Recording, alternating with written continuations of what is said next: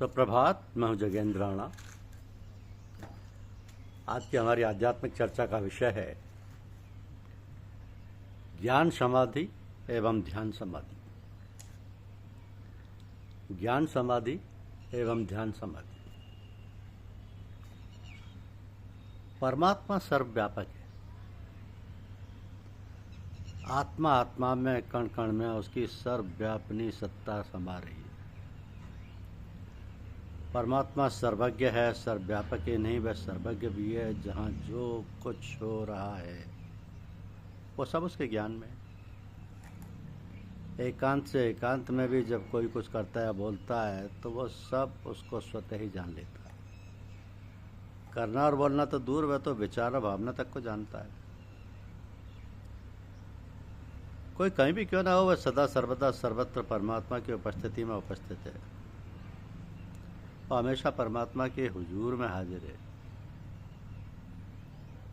तो ब्रह्म की सर्वव्याप्ति और सर्वज्ञता में अटूट अखंड विश्वास स्थापन करने का अभ्यास के नाम को ही ज्ञान समाधि कहते हैं। साधक के ज्ञान में सदा यह ज्ञात रहता है कि ब्रह्म सर्वव्यापक है और सर्वज्ञ है।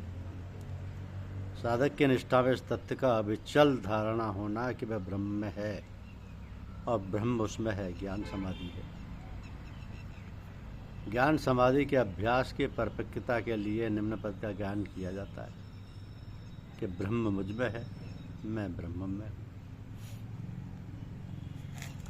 ब्रह्म मुझ में है, मैं ब्रह्म में हूँ। ज्यों ज्यों आपके ज्ञान समाधि का अभ्यास पकता जाएगा, त्यों तो आप निष्पाप, निर्भय और निश्चल होते चले जाएंगे। ज्ञान समाधि के सिद्ध होने पर आप पूर्ण ज्ञानी बनकर सर्वथा अनासक्त, निर्लेप, निष्प्रय, निर्विकार, वासना रहित और निर्मल हो जाएंगे। जिसने जान लिया है और जिसने मान लिया है कि ब्रह्म सर्वव्यापक और सर्वज्ञ है, वह ना पापयुक्त विचार कर सकता है, ना पाप में भावना रख सकता है और ना पाप में कर्म कर सकता है। तो जिसने अनुभव कर लिया है कि वह सर्वव्यापक, सर्वज्ञ और सर्वशक्त सत्ता सदा उसके अंग संग है और नितांत निर्भय, निशंक और निर्द्वंद हो जाता है, जिसने ज्ञान नेत्र से देख लिया है कि अविचल ब्रह्म सदा उसके साथ है, उसे संसार के हानि, लाभ, बैर, विरोध, प्रलोभन, आकर्षण, उत्थान पतन, जीवन मरण, मान अपमान, विषय विलास, राज्य पराजय, पद प्रतिष्ठा, धन ऐश्वर्य, राज्य साम्राज्य, रूप लावण्य, यौवन सौंदर्य, सुख दुख, संपत्ति विपत्ति कभी कदापि एक क्षण के लिए भी विचलित या प्रभावित नहीं कर सकती। वो ध्रुवता से युक्त हो जाता है। वो ध्रुवता से युक्त हो जाता है।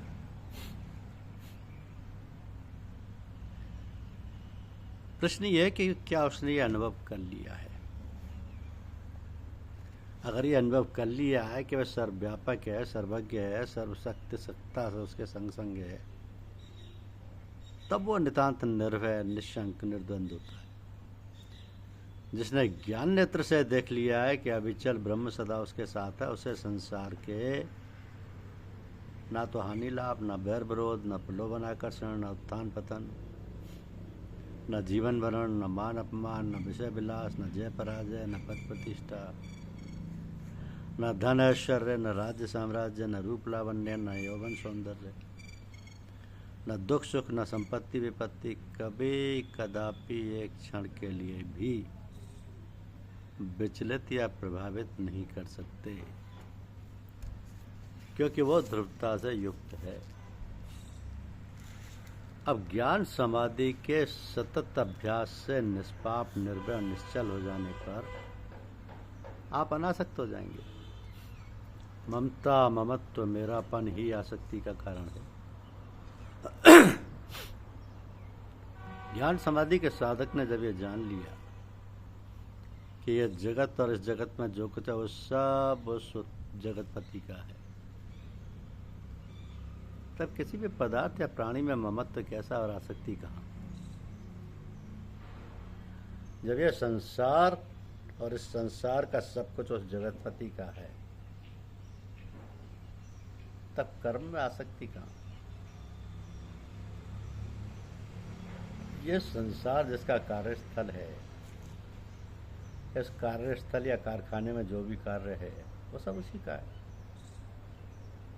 इस संसार में साधक के लिए अपना कोई कार्य है ही नहीं। साधक जो भी कार्य कर रहा है वो सब उसका अपना कार्य नहीं है, वो जगतपति का है। कर्म में ममता के अभाव से साधक निर्लेप हो जाता है। तो जब यह विश्व और विश्व का सर्वस्व उस प्रजापति का है, तब उस विश्व के समस्त प्राणी और सब मानव उस प्रजापति की ही प्रजा है। परिवार परिजन उसी प्रजापति की प्रजा है। इस तथ्य को हृदयंगम कर लेने पर साधक नितांत निष्प्रह व्यक्ति की आसक्ति से मुक्त हो जाता है। अब आसक्ति, लेप और स्पृहा ही समस्त विकारों का कारण है। इन तीनों से रहित होकर साधक सर्वथा निर्विकार बन जाता है। निर्विकार होने पर वासनाओं का स्वयं विनाश हो जाता है। वासनाओं के नाश से सब भोग और रोग समाप्त हो जाते हैं। जहां न भोग वहां न रोग। ये जो ज्ञान समाधि और ध्यान समाधि है, इसमें सर्वप्रथम और सबसे महत्वपूर्ण बात यही है कि सबसे पहले ये जाना जाए कि परमात्मा सर्वव्यापक है। आत्मा आत्मा में और कण कण में उसकी सर्वव्यापिनी सत्ता समा रही है। वो सर्वज्ञ है, सर्वव्यापक ही नहीं, वो सर्वज्ञ भी है। जहाँ जो कुछ हो रहा है वो सब उसके ज्ञान में है। एकांत से एकांत में भी जब कोई कुछ बोलता है, कुछ करता है, वो सब उसको स्वतः ही जान लेता है। करना और बोलना तो दूर, वो तो विचार और भावना तक को जान लेता है। तो कोई कहीं भी क्यों ना हो, और सदा सर्वदा सर्वत्र परमात्मा की उपस्थिति में उपस्थित है। वो हमेशा परमात्मा के हुजूर में हाजिर है। तो ब्रह्म की सर्वव्याप्ति और सर्वज्ञता में अटूट अखंड विश्वास स्थापन करने के अभ्यास के नाम को ही ज्ञान समाधि कहते हैं। क्योंकि साधक के ज्ञान में सदा ये ज्ञात रहता है कि ब्रह्म सर्वव्यापक और सर्वज्ञ है। सो साधक की निष्ठा में इस तत्व की अविचल धारणा होना कि वो ब्रह्म है और ब्रह्म उसमें है, यही तो ज्ञान समाधि है। ज्ञान समाधि के अभ्यास की परिपक्वता के लिए यही तो कहा जाता है कि ब्रह्म मुझ में है, मैं ब्रह्म में हूं। तो जो जो आपके ज्ञान समाधि का अभ्यास पकता जाएगा, त्यों तो आप निष्पाप और निश्चल होते चले जाएंगे। ज्ञान समाधि के सिद्ध होने पर आप पूर्ण ज्ञानी बनकर सर्वथा अनासक्त, निर्लेप, निष्प्रह, निर्विकार, वासना रहित और निर्मल हो जाएंगे। अब जिसने यह जान लिया है और जिसने यह मान लिया है कि ब्रह्म सर्वव्यापक और सर्वज्ञ है,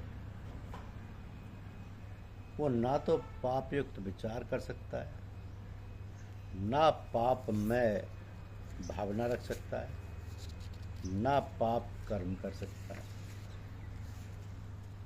तो आसक्ति, लेप और स्पृहा ही समस्त विकारों का कारण है। इन तीनों से रहित होकर साधक सर्वथा निर्विकार बन जाता है। निर्विकार होने से वासनाओं का समय नाश हो जाता है। वासनाओं के नाश से सब भोग और रोग समाप्त हो जाते हैं। जहाँ न भोग वहाँ न रोग। यही है ज्ञान और ध्यान की समझ।